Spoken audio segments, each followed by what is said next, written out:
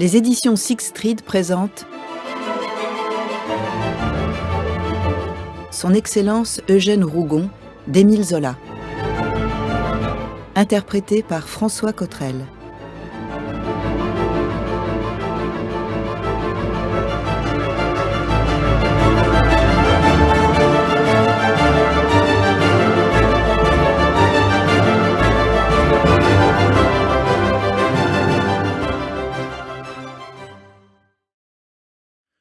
Le président était encore debout, au milieu du léger tumulte que son entrée venait de produire. Il s'assit en disant à demi-voix négligemment « La séance est ouverte ». Et il classa les projets de loi placés devant lui sur le bureau. À sa gauche, un secrétaire, myope, le nez sur le papier, lisait le procès-verbal de la dernière séance d'un balbutiement rapide que pas un député n'écoutait. Dans le brouhaha de la salle, cette lecture n'arrivait qu'aux oreilles des huissiers, très dignes, très corrects, en face des poses abandonnées des membres de la Chambre. Il n'y avait pas 100 députés présents. Les uns se renversaient à demi sur les banquettes de velours rouge, les yeux vagues, sommeillants déjà. D'autres, pliés au bord de leur pupitre, comme sous l'ennui de cette corvée d'une séance publique, battaient doucement l'acajou du bout de leurs doigts. Par la baie vitrée qui taillait dans le ciel une demi-lune grise, tout le pluvieux après-midi de mai entrait, tombant d'aplomb, éclairant régulièrement la sévérité pompeuse de la salle. La lumière descendait les gradins en une large nappe rougie, d'un éclat sombre, allumée çà et là d'un reflet rose aux encoignures des bancs vides. Tandis que, derrière le président, la nudité des statues et des sculptures arrêtait des pans de clarté blanche. Un député, au troisième banc à droite, était resté debout dans l'étroit passage. Il frottait de la main son rude collier de barbe grisonnante, l'air préoccupé. Et comme un huissier montait, il l'arrêta et lui adressa une question à demi-voix. « Non, monsieur Kahn, répondit l'huissier, monsieur le président du Conseil d'État n'est pas encore arrivé. » Alors monsieur Kahn s'assit, puis se tournant brusquement vers son voisin de gauche, « Dites donc, Béjuin, demanda-t-il, est-ce que vous avez vu Rougon ce matin ?» Monsieur Béjuin, un petit homme maigre, noir, de mine silencieuse, leva la tête, les paupières battantes, la tête ailleurs. Il avait tiré la planchette de son pupitre. Il faisait sa correspondance sur du papier bleu à en-tête commerciale, portant ces mots « Béjuin et compagnie, cristallerie de Saint-Florent ». « Rougon » répéta-t-il. « Non, je ne l'ai pas vu, je n'ai pas eu le temps de passer au Conseil d'État. » Et il se remit posément à sa besogne. Il consultait un carnet, il écrivait sa deuxième lettre sous le bourdonnement confus du secrétaire qui achevait la lecture du procès-verbal. Monsieur Kahn se renversa, les bras croisés. Sa figure aux traits forts, dont le grand nez bien fait trahissait une origine juive, restait maussade. Il regarda les rosaces d'or du plafond, s'arrêta au ruissellement d'une averse qui crevait en ce moment sur les vitres de la baie. Puis, les yeux perdus, il parut examiner attentivement l'ornementation compliquée du grand mur qu'il avait en face de lui. Au debout, il fut retenu un instant par les panneaux tendus de velours vert, chargés d'attributs et d'encadrements dorés. Puis, après avoir mesuré d'un regard les paires de colonnes, entre lesquelles les statues allégoriques de la liberté et de l'ordre public mettaient leurs faces de marbre aux prunelles vides, il finit par s'absorber dans le spectacle du rideau de soie verte qui cachait la fresque représentant Louis-Philippe prêtant serment à la charte. Cependant, le secrétaire s'était assis. Le brouhaha continuait dans la salle. Le président, sans se presser, feuilletait toujours des papiers. Il appuya machinalement la main sur la pédale de la sonnette, dont la grosse sonnerie ne dérangea pas une seule des conversations particulières.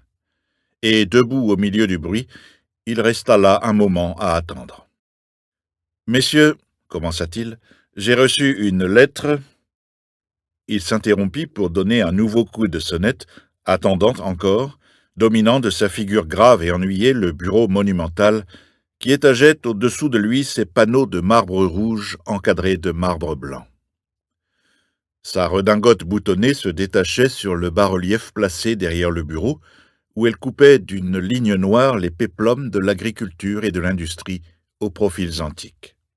« Messieurs, reprit-il lorsqu'il eut obtenu un peu de silence, j'ai reçu une lettre de M. de Lamberton dans laquelle il s'excuse de ne pouvoir assister à la séance d'aujourd'hui. » Il y eut un léger rire sur un banc, le 6e en face du bureau.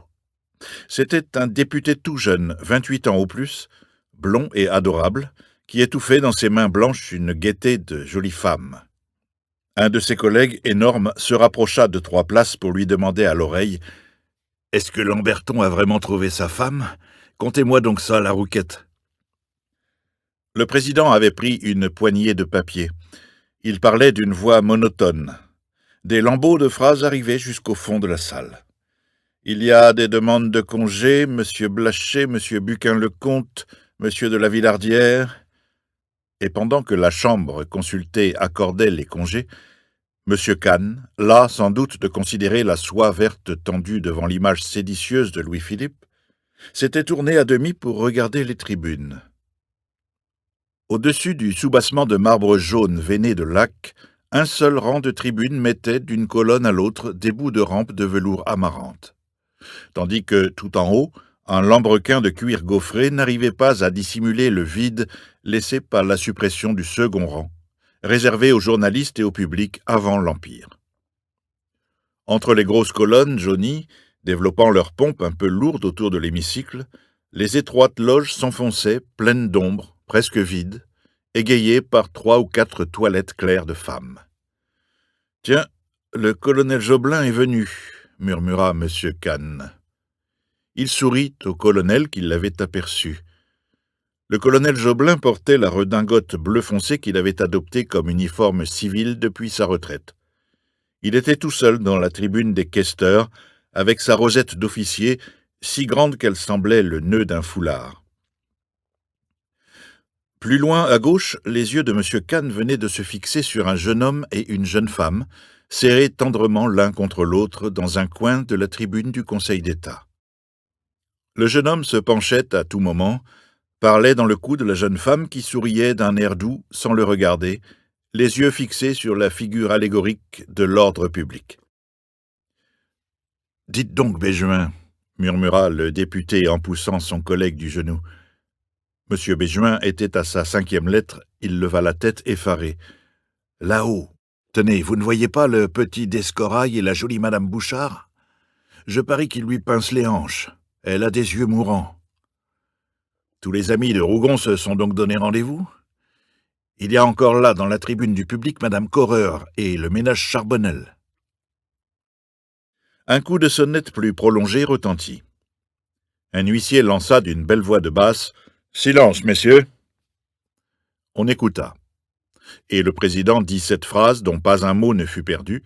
« Monsieur Kahn demande l'autorisation de faire imprimer le discours qu'il a prononcé dans la discussion du projet de loi relatif à l'établissement d'une taxe municipale sur les voitures et les chevaux circulant dans Paris. » Un murmure courut sur les bancs, et les conversations reprirent. Monsieur Larouquette était venu s'asseoir près de Monsieur Kahn. « Vous travaillez donc pour les populations, vous ?» lui dit-il en plaisantant. Puis, sans le laisser répondre, il ajouta « Vous n'avez pas vu Rougon ? Vous n'avez rien appris ? Tout le monde parle de la chose, il paraît qu'il n'y a encore rien de certain. » Il se tourna, il regarda l'horloge. « Déjà 2h20, c'est moi qui filerais s'il n'y avait pas la lecture de ce diable de rapport. Est-ce vraiment pour aujourd'hui ? » « On nous a tous prévenus, » répondit M. Kahn. « Je n'ai pas entendu dire qu'il y eut contre-ordre. Vous ferez bien de rester. On votera les 400 000 francs du baptême tout de suite. »« Sans doute, » reprit M. Larouquette. « Le vieux général Legrain, qui se trouve en ce moment perclus des 2 jambes, s'est fait apporter par son domestique. Il est dans la salle des conférences à attendre le vote. L'empereur a raison de compter sur le dévouement du corps législatif tout entier. Pas une de nos voix ne doit lui manquer dans cette occasion solennelle. » Le jeune député avait fait un grand effort pour se donner la mine sérieuse d'un homme politique. Sa figure poupine, égayée de quelques poils blonds, se rengorgeait sur sa cravate avec un léger balancement. Il parut goûter un instant les 2 dernières phrases d'orateur qu'il avait trouvées, Puis, brusquement, il partit d'un éclat de rire. « Mon Dieu, dit-il, que ces Charbonnel ont une bonne tête !» Alors M. Kahn et lui plaisantèrent aux dépens des Charbonnel. La femme avait un châle jaune extravagant. Le mari portait une de ces redingotes de province qui semblent taillées à coups de hache. Et tous deux, larges, rouges, écrasés, appuyaient presque le menton sur le velours de la rampe pour mieux suivre la séance, à laquelle leurs yeux écarquillés ne paraissaient rien comprendre. « Si Rougon saute, murmura M. Larouquette, je ne donne pas 2 sous du procès des Charbonnel. C'est comme Madame Correur. » Il se pencha à l'oreille de M. Kahn et continua très bas.